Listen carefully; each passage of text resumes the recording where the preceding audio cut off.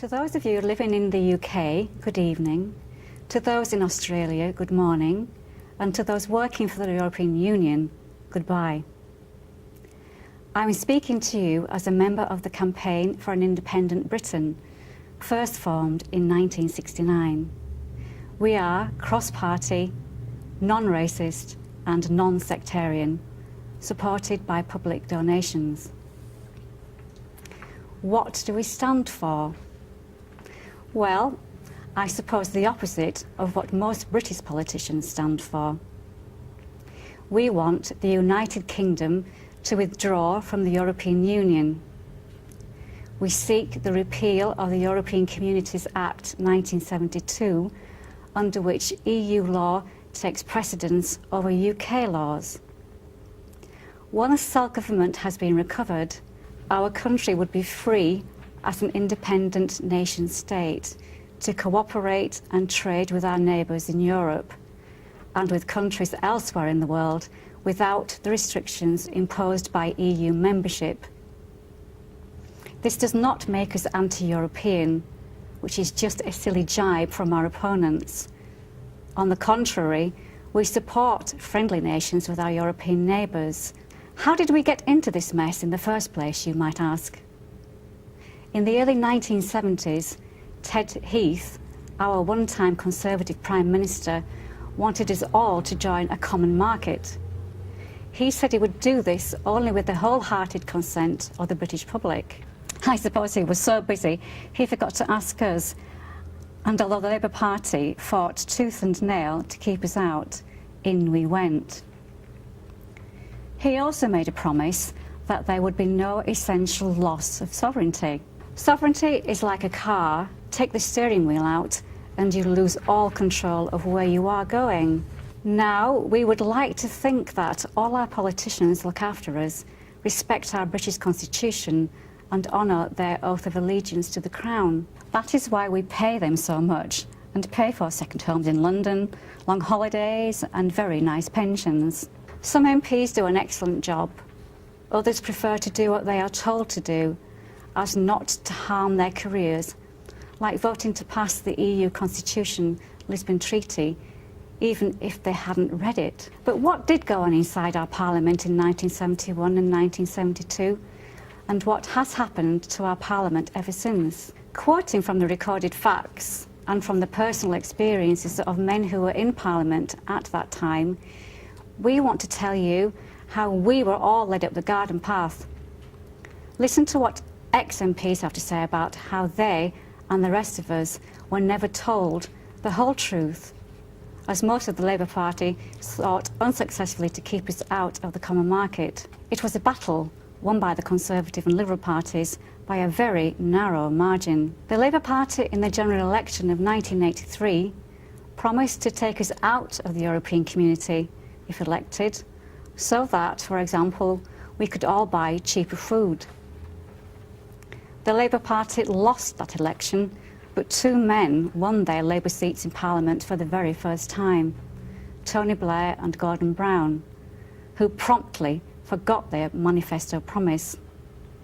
Tony Blair had promised in his election address at Sedgefield, "We'll negotiate a withdrawal from the EEC, which has drained our natural resources and destroyed jobs. One day, with the help of MPs loyal to the Crown and not to the EU, the 1972 European Communities Act will be repealed to enable us to govern our own country once again with a Parliament that is more than a bus stop to and from Brussels if we have politicians we can trust. There is a better future for us all in the wide world outside restrictive EU membership. Conservative, Labour and Lib Dem parties tried to hoodwink us by saying that our country cannot cope on our own in this modern world. Don't try telling that to your grandfather and grandmother. My name is Teddy Taylor, and the one thing which I think everyone will have noticed is that since we joined the European Union, our weather has got worse. Now, why is that? You get all the politicians will say it's nothing to do with us, and of course they're all to blame. But the sad fact is our weather is getting worse and worse, and nobody seems to care about it. That's why we're setting up a new party in Britain, which is called the Sunshine Party. And that'll guarantee sunshine come what may. I'm one of a group of people, sometimes big, sometimes small, in the Conservative Party who opposed membership of the Common Market. I was actually a member of Mr. Heath's government. I was a junior minister in Scotland responsible for education, but unfortunately I had to resign my post because I was so opposed to membership of the EU. Now my views are probably those of the majority of people in Britain now. If you were to go out and ask people in the street, what do you think of the European Union? They think it's a mess. They think there's a lot of our money's being wasted. They think laws are being applied unnecessarily, that our legal affairs are being unfortunately knocked in the head. But why did it all happen, they say? Now, quite frankly, I was there. I took part in opposing membership. I also opposed all the treaties we've had since then, got into me terrible troubles with the party. But what I would like to say is, at that time, round about 1972-73, the great majority of people in Britain actually were for the European Union. They thought it was a great idea. They thought, first of all, it would bring us more prosperity, because they said Europe's very prosperous, we're not doing quite so well. And the other thing was that all the fears they had, they were told didn't matter. I mean, one thing they were told, for example, was that while Europe has done quite a few things, they can't do anything more unless we agree, because we've got something called the veto. Now, we don't have that now, unfortunately. The veto has basically disappeared. The other thing we were told was it would help our trade, because our trade with Europe wasn't very good, and they said this would make it better. And the other thing they said was that while they do spend money, if they want to spend more, we've got to agree. Now, unfortunately, everything's gone wrong since then, and all the assurances we've had have simply disappeared. But in fairness, when I look back to that time, 1972 or so, at the time, the discussions were actually very nice. There was no great disagreement, and everyone was very polite about it.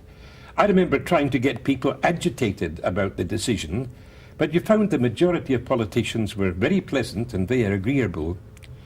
The Labour Party, the Tory Party, and the Liberal Democrats had all, and at occasions, been basically for, and the problem you had for the average voter in Britain was, which party could they vote for? Because none of them seemed to be helpful at all.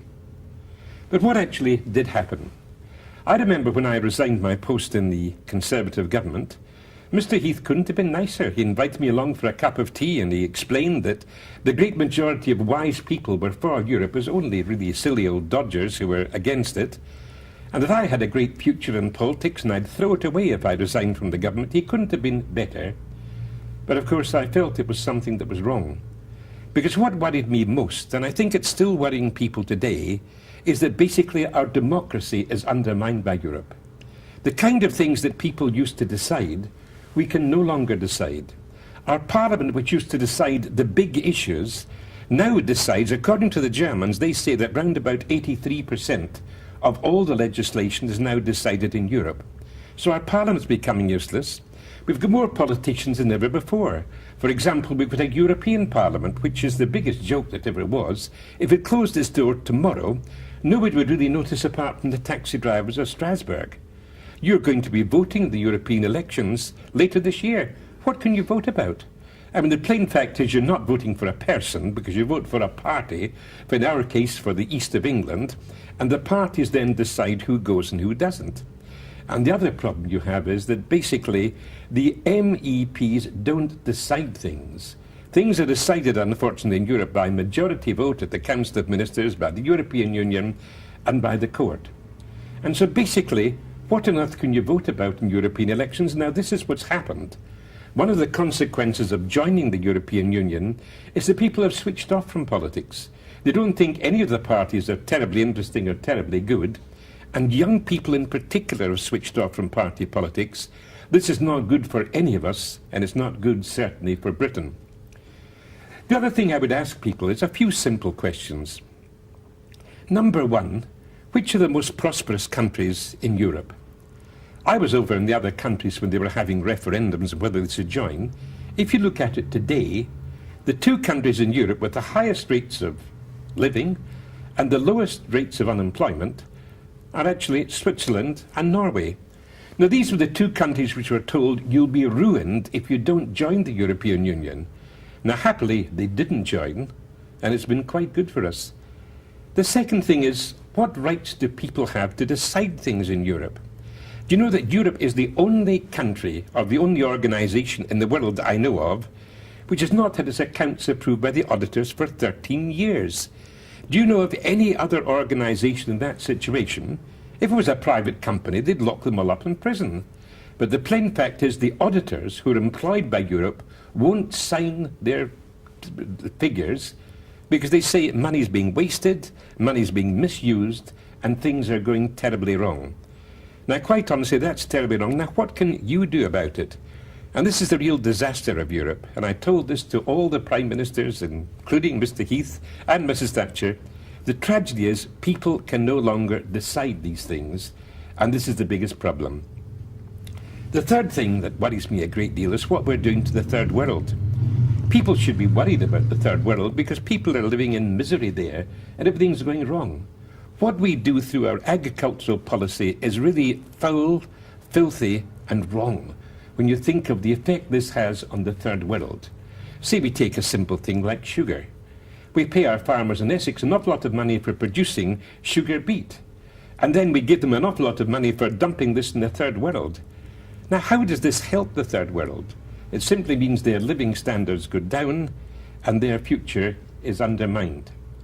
I would like to see us having a democracy brought back to Britain.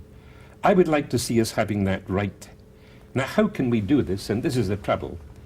The first thing I think everyone in Britain should start trying to work out is what's happened to us since we joined the European Union? What's happened to the money we pay in?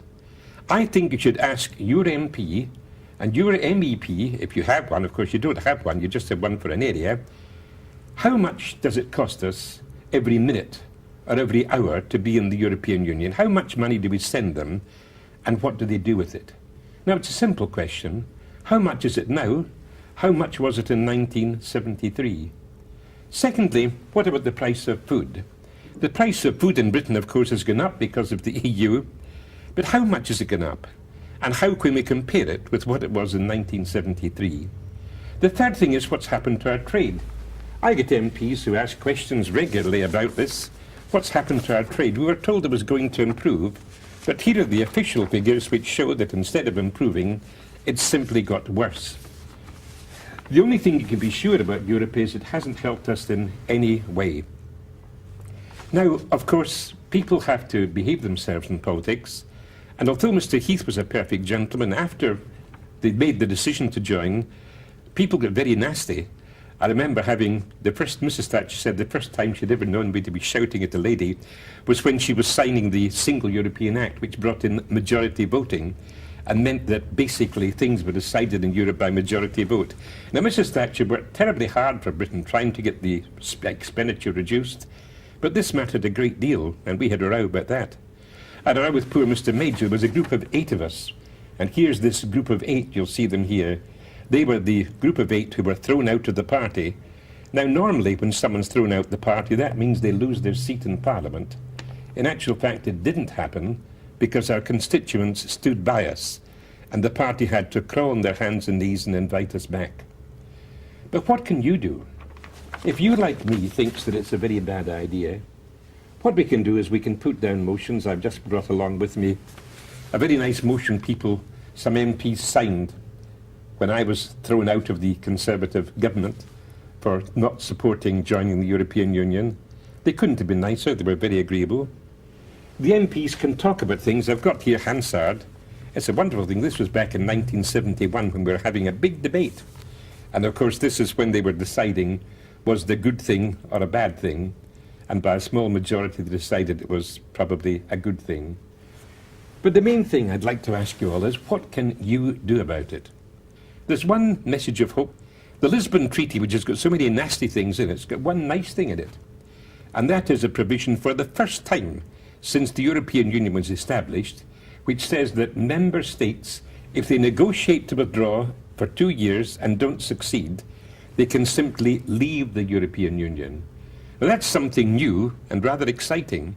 And if by any chance the Lisbon Treaty does come into force, and it'll bring lots of problems with it, let's not forget this, and let's try and make sure that we will have the opportunity of considering whether we can do it.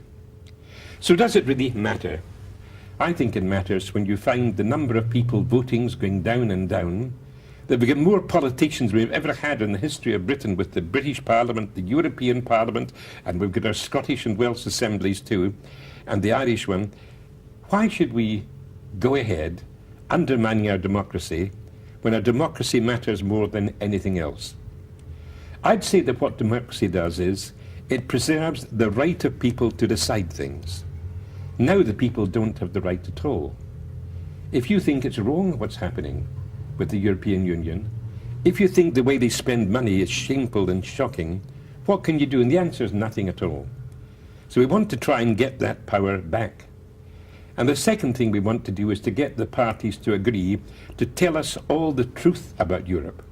How much money are we paying in every week? What's happened to our trade with Europe since we've joined? And what are we doing to the third world? We've got to do something. That's what CIB are doing in a splendid way. They're trying to get people interested in Europe, trying to get people to remember that when democracy is abolished, it's bad for everyone, not just in Britain, but in the other countries too. So let's try and stir things up. Let's try very hard to tell people the truth about Europe, to get them to realize that democracy matters, and also to remind all the political parties there's no point in having them at all unless they've got the power to do something. So let's start a fight for democracy. That's what matters, and that's what I hope you'll all do.